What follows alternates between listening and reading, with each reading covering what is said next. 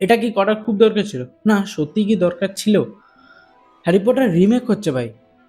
Harry Potter 2026 সালে remake হচ্ছে আবার 4K তে, এবং বিভিন্ন ডিটেলিং এবং বিভিন্ন ডেপথ নিয়ে নতুন করে তৈরি হচ্ছে হ্যারি পটার।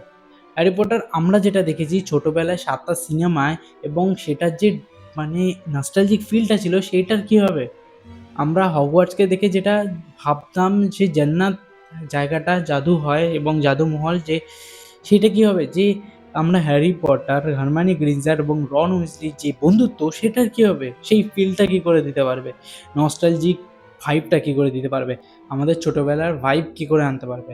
আমরা যখন হ্যারি পটারের নাম এখনো শুনি, আমরা হ্যারি পটার এখনো দেখতে পারি, কয়েকশো বার দেখতে পারি, কিন্তু সেই ফিলটা এখনকার কি করে দেবে? তারা কি করে 4K ক্লিয়ারিটিতে সেই ক্যামেরার নয়েজটা দেবে 90s এর মতো, সেই ভাইবটা দেবে কি করে? ভাই, কি করে?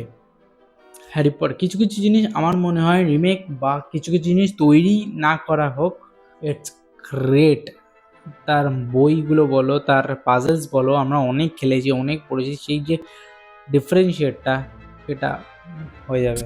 ভলডেমর্টকে দেখে যেটা ভয় পেতাম সেটা শেষ হয়ে যাবে। আমরা এখনো ভাববো যে কেন তৈরি করা হলো? Comment please.